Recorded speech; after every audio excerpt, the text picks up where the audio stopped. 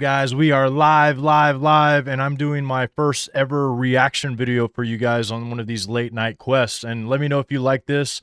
Last week I did something a little bit different, but somebody sent me a bunch of videos, and I'm going to put them together and react to them and give my 2 cents, whatever that may be worth, to you guys. So make sure you pound the like button. Just pound it so hard that it just explodes all over the screen, guys. We got to do this, get the ratings up. And if you can hype this video, if you would be so gracious to use just one of your hype points towards me. If not, I understand. There's a lot of good creators out there. And so, guys, I'm going to be talking tonight. There's going to be actually a few videos talking about this GATE program and this mall that all of these people supposedly are having this dream about and even meeting inside this place. So we're going to get to it. Let me get my headphones on so I can react to these videos here live with you guys. And also for the next few minutes, however long this show goes, if you do a super chat and you ask a question, I will answer that question after this video is done. So here we go, guys. Let's check these out. What's that? Oh, many people are having the exact same dream about Mall World, down to pretty much every detail.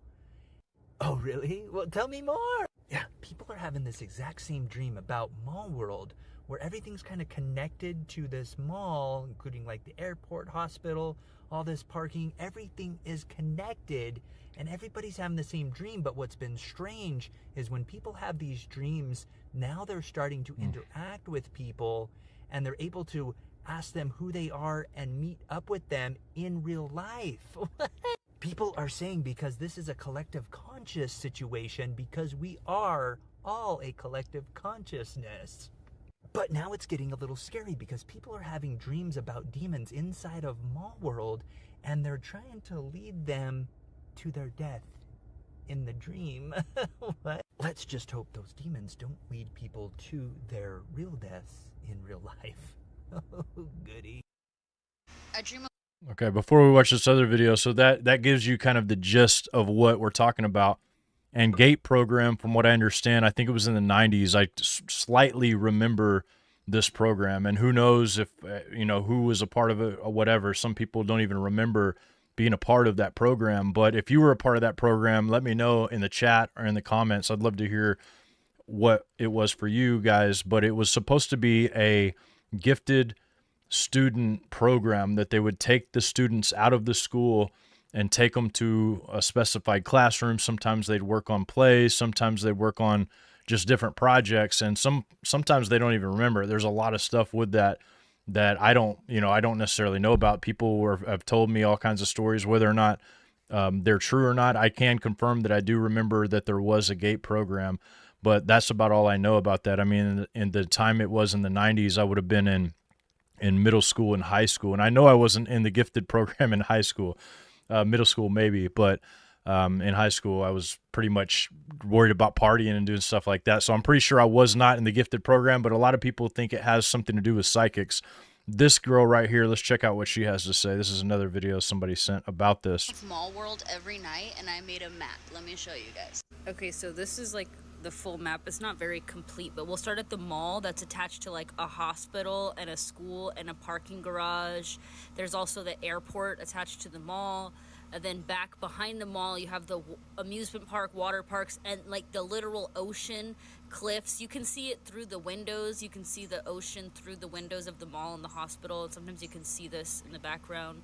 Then there's the big theater attached to the mall, school.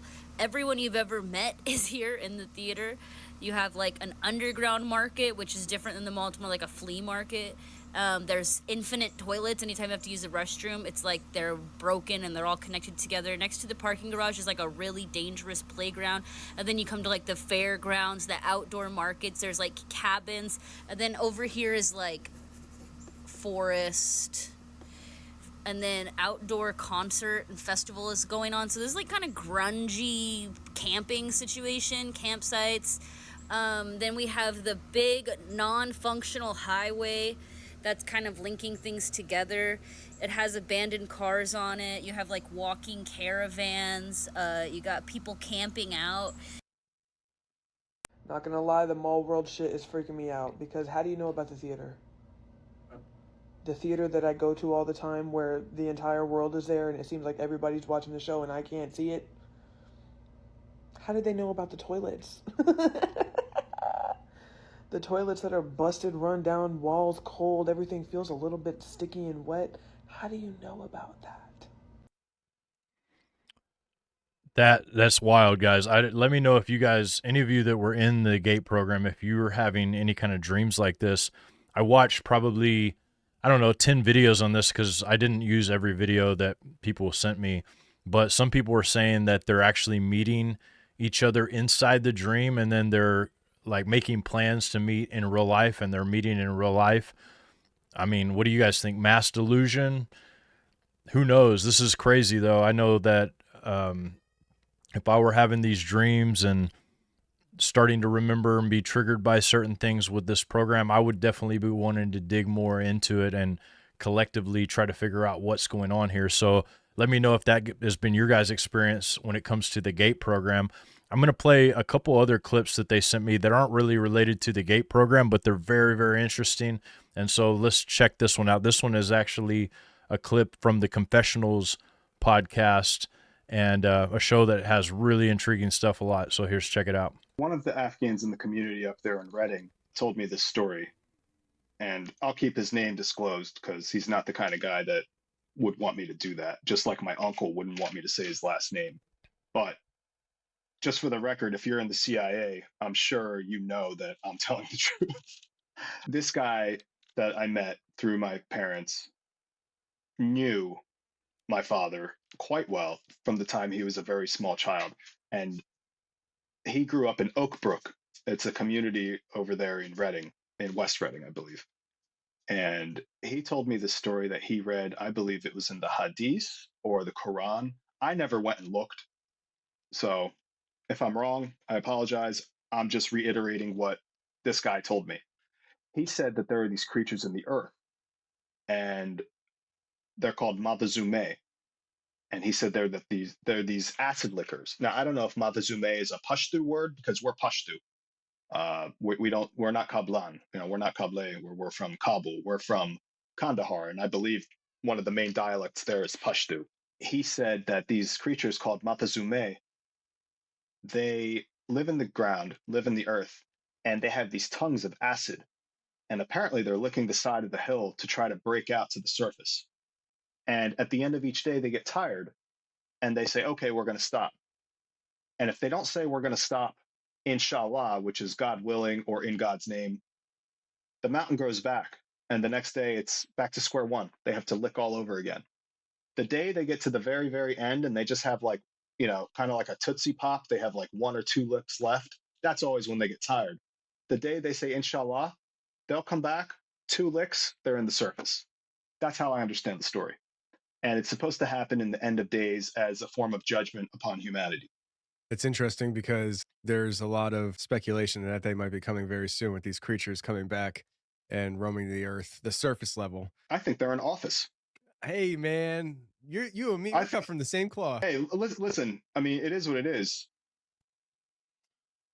I don't know about acid lickers. I've never heard that. But I've heard of people doing acid, and it sounds like a crazy acid dream, but who knows? I mean, this is the crazy stuff. And I definitely believe that we have entities that are probably ruling over us, maybe spiritually, maybe physically. I've never witnessed personally, I've never seen a reptilian. Now, what I have seen is people who shift almost their eyes and their whole faces shift in front of my face. I've seen that before. That's creepy. I've only seen that a couple times, and each time the room got kind of dark and it was almost like a spiritual thing.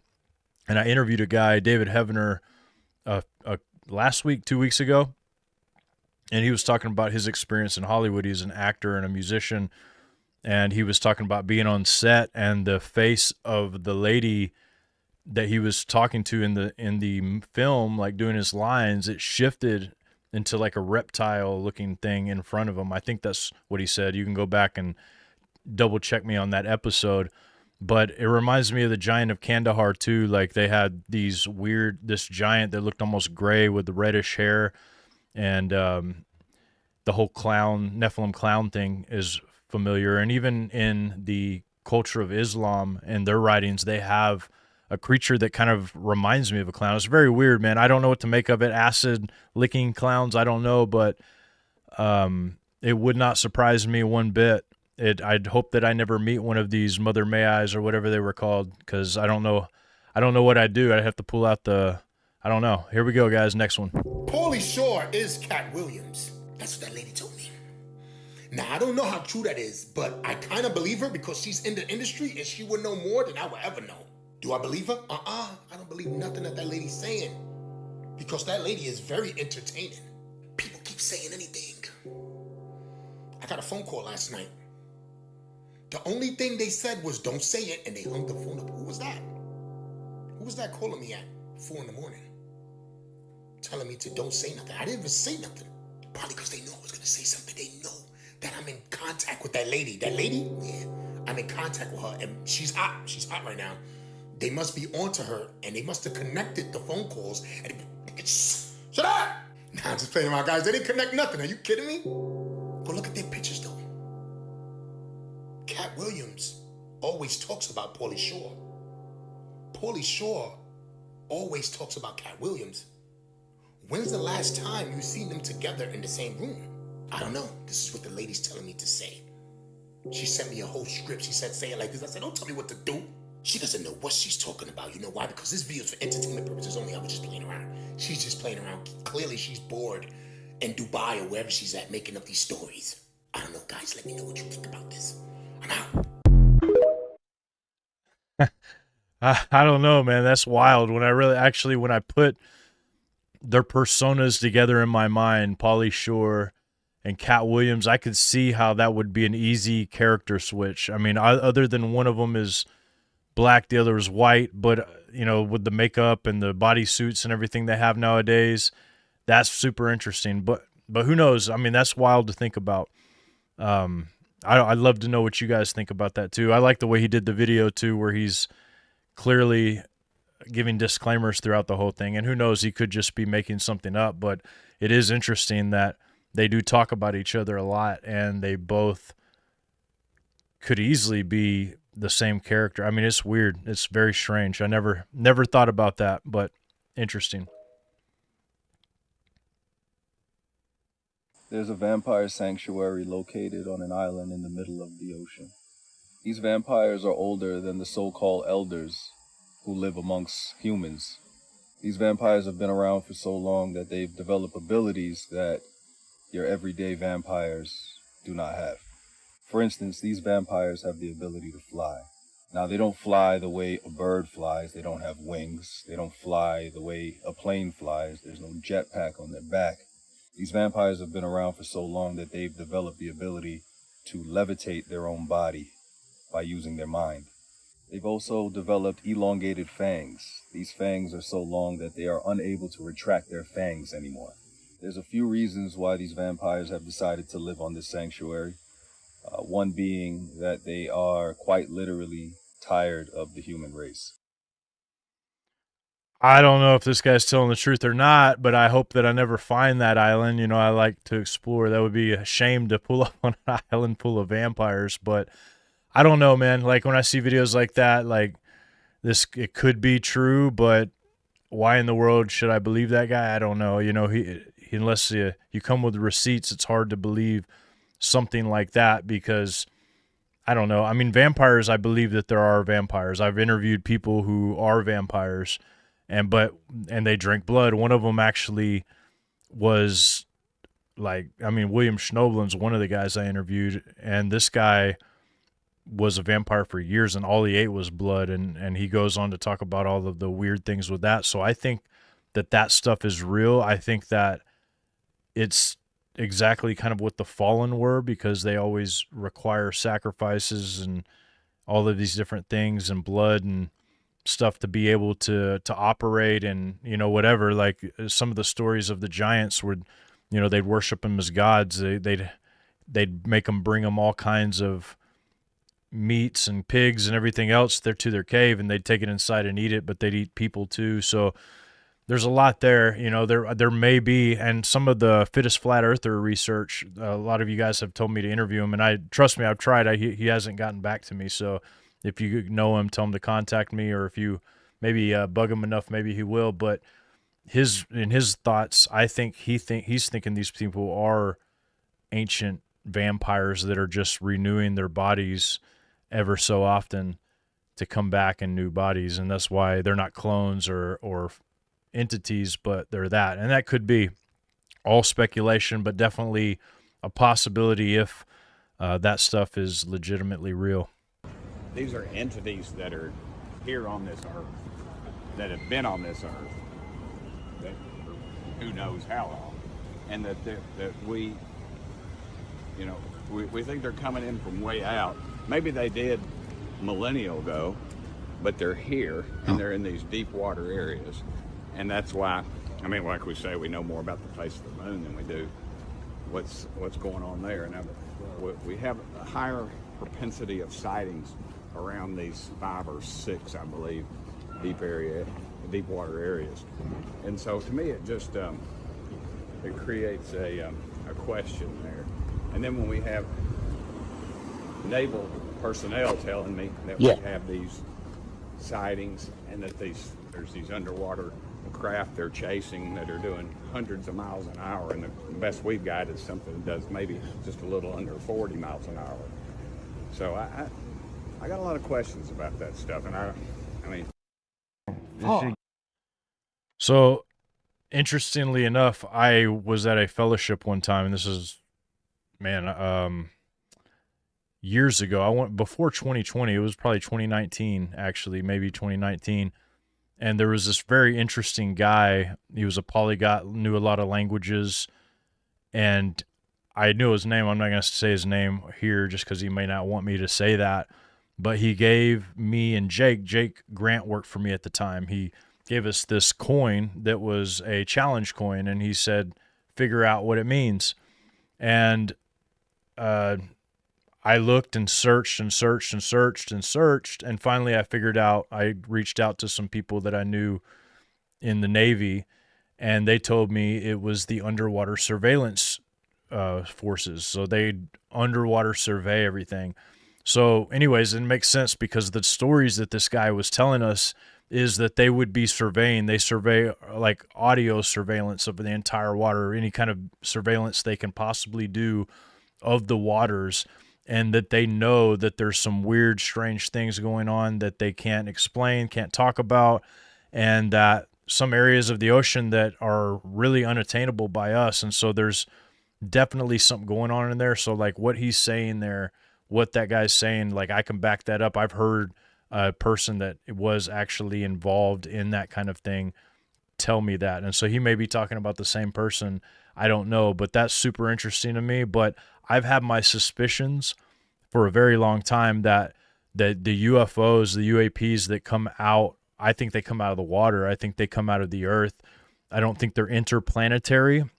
I think if anything interdimensional and maybe from inside the earth, there's caverns, there's tunnels, there's places in the ocean that we don't have the technology to reach. We don't have the speeds to reach some of these things that are flying through there. And so I believe that there's a big deception coming. Somehow that's part of it. I don't pretend to understand all of it, but it's something that we need to be aware of and think about, because a lot of people may think something's coming from the sky when in fact it's really been from the earth this whole time. One of the things the 3-eye atlas that's really interesting to me is just that, you know, the third eye connection first off, but also 3, which is A, B, C, and then I, which is, so we got C-I, and then the first letter of the next word. And I'll let you do the math there to decide, but it's interesting. There's a lot of weird stuff going on, and a lot of people have been saying this is a play they're going to make, and supposedly in 3 days that I-3 Atlas is going to be the closest to the Earth, and a lot of people who are in the occult and other things are saying that they're going to release probes. A bunch of people are going to be woken up and stuff like that. Who knows if any of that's true, but we'll see what happens with that. But I think that this is kind of a strange scenario. So let's watch this next video. Give you superpowers. Oh shit! Can I hold it? Put your face into it and just see what it look. I got your soul. Everybody that puts this on, Yeah. puts their soul inside of this, though. You'll see, though, in a few days. Yo. I don't know if that's satire or whatever, but I think pretty sure that rapper, I can't remember the guy's name. It just it said it, but I think he's kind of insane. And that other guy always does stuff like this. He'll set himself up in weird situations and all of that. But masks, you know, this is an interesting thing. If you guys watch one of my other shows, Saturday, we talked about the masks and the identity and what it actually is, kind of what it means in the occult and in magic. They believe that when you put a mask on, that you're connecting with a deity and whatever that mask entails. And so when you have somebody like this going around with this probably supercharged, magic mask that he has, putting it on people's face, I wonder what could happen with that, especially somebody like Neon, who clearly, probably, I mean, when I say clearly, I don't know him, but just judging by the videos that I've seen, probably has no spiritual guidance whatsoever in a positive way. It doesn't seem like. And so for him to put that on, what that actually means, that's pretty creepy. I know that this time of year, Halloween's coming up in a few days, a lot of people are going to be putting on masks. And in the magic world, in the occult world, these are one of the days, like All Hallows Eve, which the Catholic Church calls it now, but there's other holidays like it in Mexico, and this time of year that these entities want to inhabit something that looks similar to them or something that they can inhabit. And so when people wear these masks, supposedly these entities are drawn to people with masks. So I wonder about this. I wonder what happened in just a few days. Who is that? Look, I joke a lot, right? But look, LeBron dunks the ball. LeBron, right? Who is this? That's LeBron. Who is that? Who is that? Look at this. Look at this. You trying to tell me that's LeBron right there, right? Who is this? Right there, look. Right there. Who is this? I'm gonna break it. Eating popcorn. Oh man, I don't know, dude. If that's a real video, then LeBron has a body double. Absolutely. That was LeBron James sitting there. So strange. But we know that there's something weird surrounding that man and all of the people in those industries. So it would not surprise me. But man, I don't know. How bold would you have to be to actually go to the game that you're supposed to be playing and sit there slightly disguised? I don't know. That's pretty bold. But man, I guess anything's possible. People will believe anything. I don't know if you guys have seen the guy that there's supposedly a teacher, like a 4th grade teacher or something like that, that looks dead up like Kevin James, and they're trying to play it off like it isn't him, but it definitely, in my opinion, it is him. There's got to be. They're identical. Sounds like him, talks like him, looks like him. I think he's trying to play a part and just be the center of attention, maybe. I don't know exactly what's going on with that. I would love to find out about that and ask him personally, but I have no idea. But it's very, very strange. And it seems that cloning and stuff like that is becoming more out in the open. We know that cloning exists. There's no doubt about it. They've been cloning sheep and stuff for a long time, and other animals and humans. And so it wouldn't surprise me if there are clones out there. And I don't know, I told you guys this story, but a friend of mine was riding down the road with somebody in Hollywood, and they pointed out a building and said that's where the cloning facility is, and right there on the corner. And apparently everyone in Hollywood kind of knows about it and maybe wants to stay away from it, but interesting. You see that right there? That is the mark of the beast. So what you just saw is the oldest text of the book of Revelation, Apocalypsis, right here. All you have to do is navigate to literally the Vatican Library, where they have the oldest known copy. It dates back to 400 AD. You go to page 1530 on the corner, like the upper right hand corner, you're going to find where Revelation chapter 13, the very last verse is talking about the mark being 666. Actually, that's what it looks like right there in the Greek, the original Greek. And just in case you need a refresher, this is what the very last verse of chapter 13 of Revelation says. Here is wisdom. Let him who has understanding calculate the number of the beast, for it is the number of a man. His number is, again, that's what the English says, 666, but that's not what the Greek says. You got to go to the interlinear study tool, which shows you the Greek, but that's still not what we saw in that original manuscript. There's little pen strokes missing. You know how important every single jot and tittle, every pen stroke is, right? All right, so here's what I'm going to do. I'm going to take what we saw in the original manuscript and I'm going to digitize it, make it look way higher quality, but I'm also going to modify it a little bit because when you look at the original Mark of the Beast from the original manuscript in Greek, you just flip these little characters a little bit. Actually, the first and last stay the same, but you kind of flip the middle. Look what it becomes. It becomes something, it's actually a certain language, a very specific language. That is the true Mark of the Beast. Can you see it? I know some of you can. Can you see what this is really talking about? And do you see it? You can see it, right? Come on, man. You can see it, can't you? Please tell me you can see it. And where are they wearing it? Huh. On their foreheads. Interesting. Yeah, that was really interesting. I've seen people theorize that before, and it's very possible. I often wonder, you know, if that's what it could be.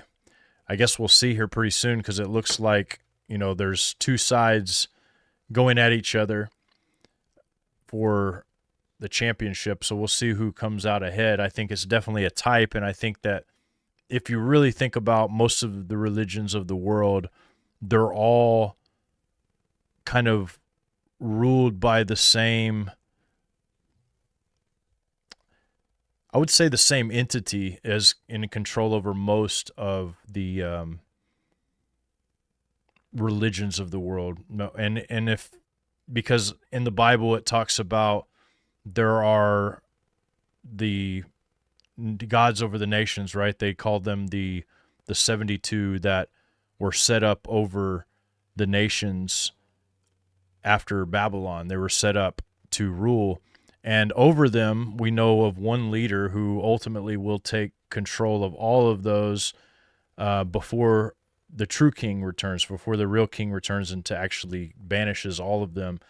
And so I think that that's why in a lot of religions you see a very common theme.